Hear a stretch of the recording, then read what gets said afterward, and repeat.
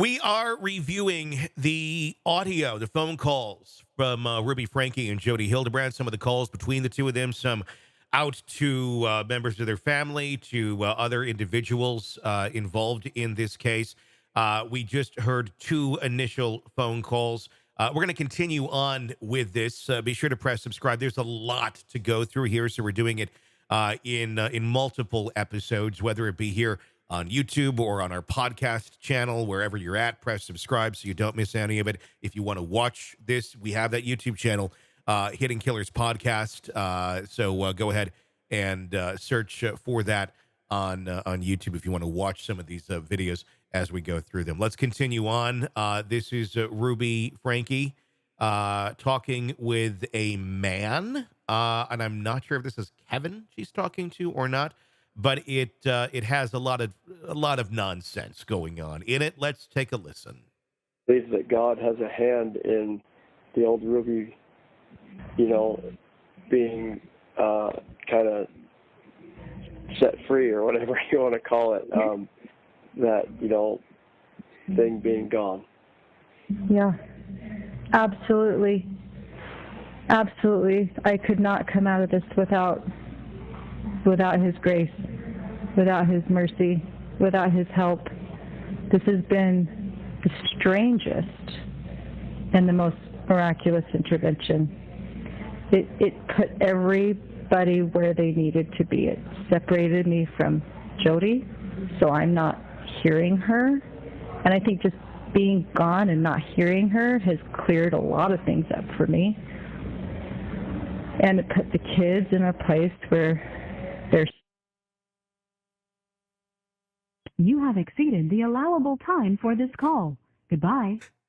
That's God right there. If we're going to talk about God intervening on any of this shit, that's God saying, shut the fuck up. No one cares. No, I didn't do this. You did this. This is the goodwill of human beings on this earth who aren't evil, helping to put you away and get those kids somewhere else. Clearly, this is someone, and I think this is part of the phone call area where she kind of turned and started kind of flipping on Jodi and saying, oh my gosh, how did I fall down this path? How could I have done this? If I play this role of, oh, Jodi, you brainwashed me, and rather than I kind of went along with it, I kind of drank the Kool-Aid willingly, made a couple more pictures of it, and then drank more of it, and then abused the shit out of my kids and drank, oh, you caught me. It's Jodi. Yeah, I got a pony here. It's Jodi. It's all Jodi. Yeah. That's Ruby Franke for you. No accountability. I'm going to guess there's certainly some personality disorders going on here. At the very least being a malignant narcissist, with, let's still shift this. Let's make this still about me. It was great. It was God. And it's me that I'm freed. Thank God I did this. So now God can put us where we need to be.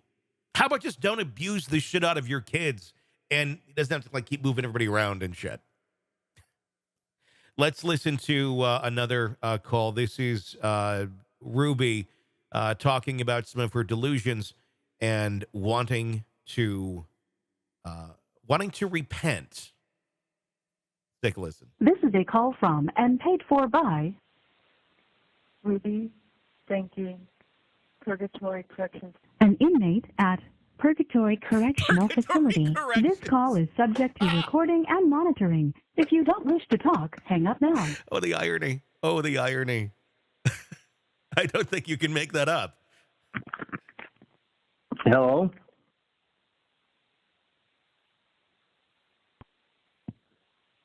Thank Hello? you for using Telmate. And I'm not sure who she's talking Can you hear to. me? Yes. Can you hear us? Yeah. What Okay, time is that it was... over there. It's 9:30. We're good. Okay. At night? Yeah, Uh-huh. yeah. We're No. 8 hours ahead. Okay. I'm glad you could call us back. Yeah.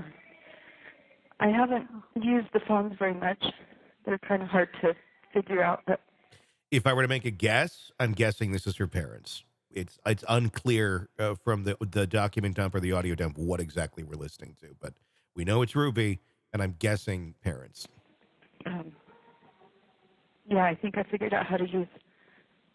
I don't think this one will shut me off. I think the one I called you was a free call, and this one will be paid for by my account.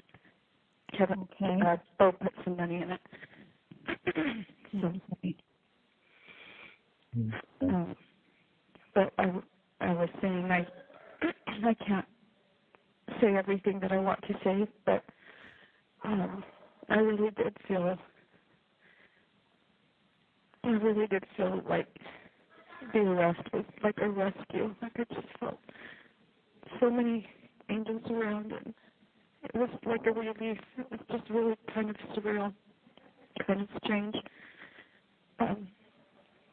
But I just keep thinking about, President Nelson's talk, things celestial, and I know he said in the past about myopic thinking, and he's given a lot of context to, how small this life really is, and I'm just so grateful. How many people, will go to the grave not having woken up, and I want to use this time, and I am using this time to change, to repent, and to do what I can to let the Lord know I love him and my family,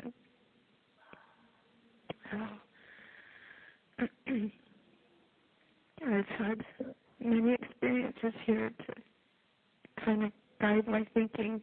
It's like, I don't know, my attorney's been really good. Did you know my attorney is... And then it cuts out. It's amazing when someone is not able to cope with their own bullshit, how they will twist everything around to somehow make it a grandiose event or gesture from the angels. The angels came around. The angels saved me. It was a rescue. No, it wasn't a rescue. It was you being arrested and charged with abusing and traumatizing your children is exactly what it was. But that's a little more hard to deal with when you have a fragile, disgusting mind like Ruby Franke does. So the only way she can process this is by saying, I was rescued. The angels came for me. No, those were actually agents with weapons that they were hauling you out because you were abusing kids. It wasn't angels going, oh, let's rescue Ruby. But that's how these people think. That's how this shit is able to perpetuate.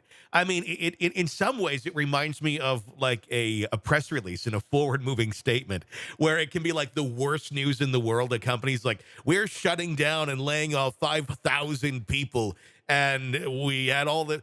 But we're a company that does this, and we're happy, and we're committed, and we're going to use all these keywords that make me feel like we're moving forward in a positive direction. And if we do that, we don't have to look at all the shit that's going on over here.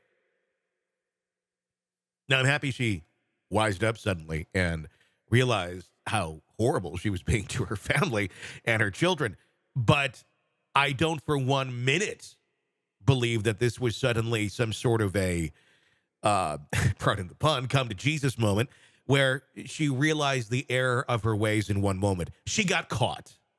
She can't comprehend being caught. She can't comprehend being wrong. So when she's wrong and she's caught for doing deplorable behavior, it's the angels coming to rescue Ruby.